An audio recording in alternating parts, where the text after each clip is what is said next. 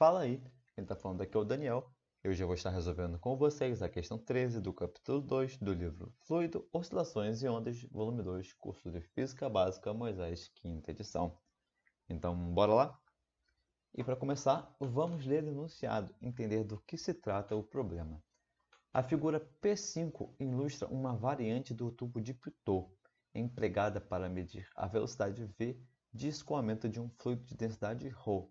Calcule V em função do desnível H entre os dois ramos do manômetro e da densidade ρf do fluido manométrico. Beleza? Podemos ver que se trata de acharmos a velocidade de escoamento, onde nós temos uma variante do tubo de Pitot. Como sempre, vamos entender melhor a teoria por trás do problema e depois voltamos para a solução. E para começar, vamos falar sobre o princípio de Stevin, que é uma lei que afirma que a variação de pressão entre dois pontos de um fluido é determinada pelo produto entre a densidade do fluido, a aceleração da gravidade e variação de altura entre esses dois pontos. Como podemos ver na equação ao lado, a pressão de algum fluido, a coluna da pressão desse fluido é expressa dessa equação, que é igual a ρ do fluido, ou seja, a densidade do fluido, vezes g vezes h. Beleza? E para demonstrar de forma melhor, esse exemplo demonstra que a pressão em C e D são iguais, uma vez que elas estão no mesmo nível, ou seja, na mesma altura também. Beleza? Nós sabemos que a pressão em C é igual à pressão da coluna d'água mais a pressão atmosférica e PD é igual à pressão da coluna de óleo mais a pressão atmosférica. Utilizando agora o princípio de Stevin, nós sabemos que a pressão dessa coluna, da água e do óleo, vai ser ρ vezes g vezes a altura desse fluido. Como vocês podem ver, é isso mesmo. E também, uma coisa que nós podemos colocar com o princípio de Stevin é que a pressão de C e de D são iguais. Beleza? Isso é muito importante para a nossa questão. E agora, falando sobre o tubo de Pitot, é um tubo em forma de L direcionado contra o escoamento, que permite medir a velocidade através de uma medida de diferença de pressões. Como vocês podem ver na figura ao lado, dependendo da diferença de alturas, ou seja, vai existir uma diferença de pressões, nós podemos ver que vai variar a velocidade, ou seja, nós podemos medir essa velocidade do escoamento conforme essa diferença de pressão. Beleza? Agora, entendendo melhor a teoria, podemos passar para a solução.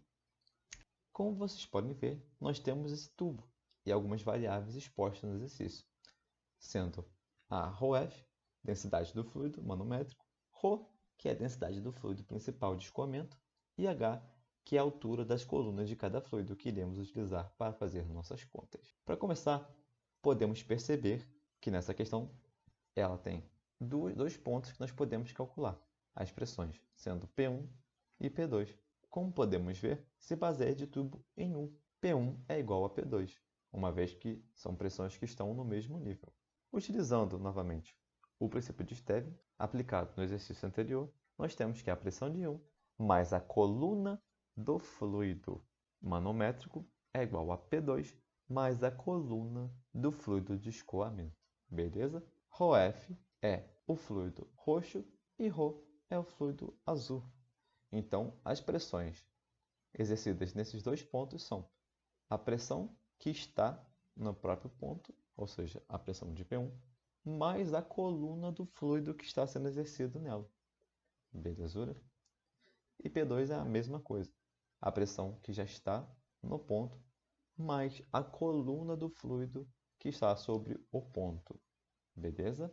Nós isolamos agora a diferença de pressões e encontramos que P2 menos P1 é igual a diferença de densidades vezes G vezes H. Beleza? Vamos prosseguindo. E agora nós temos a segunda parte da questão, que é utilizar o tubo de Pitot. Nós vemos que lá no início do tubo de Pitot, que vai ficar perto do escoamento, nós podemos selecionar pontos para poder achar a velocidade. E como nós vamos descobrir essa velocidade? Utilizaremos Bernoulli em um ponto que nós escolhemos, sendo o ponto 1 e o ponto 2, de forma que fique fácil para as nossas contas. Sendo P1, como vocês podem ver, com a velocidade que nós queremos, a velocidade do escoamento, e P2, que vai ser a pressão aqui dentro com a velocidade V2, beleza? Agora, sabendo a equação de Bernoulli, substituindo a equação de Bernoulli, nós vemos que vai dar uma coisa muito grande. Porém, nós sabemos que a altura aqui que vocês podem ver é um ponto que nós escolhemos. Então, essa altura aqui, de uma para outra, é igual a zero. Então, substituindo a altura, sendo z igual a zero, nós cortamos esses valores, beleza? Encontrando aqui P1 mais ρf V1 ao quadrado, sendo essa velocidade a do escoamento, sobre 2 é igual a P2 mais ρf V ao quadrado, V2 ao quadrado, sobre 2, beleza? Prosseguindo, nós temos que esse ponto P2 tem a velocidade de estagnação, e que é igual a zero. Uma vez que essa velocidade é basicamente a velocidade onde fica próximo ao bordo de ataque, que é uma velocidade que fica estagnada. O ponto de estagnação nada mais é do que uma pequena região próxima ao bordo de ataque, onde a velocidade fica estagnada, e por isso a velocidade é igual a zero. Então, sabendo que V2, que é a velocidade de estagnação, é igual a zero, nós encontramos que P1 mais ρf V1 ao quadrado é igual a P2.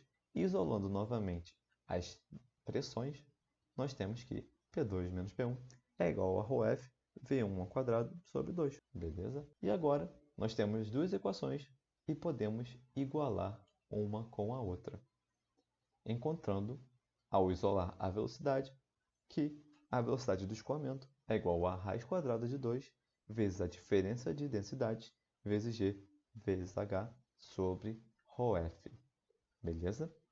Então, nós encontramos a velocidade do escoamento, sendo V1 ela mesma, belezura? Então, caso fiquem com alguma dúvida, podem tirar dúvidas por esse e-mail aí, beleza? Se inscrevam, deixem um like e ativem o sininho. Até a próxima resolução. Valeu?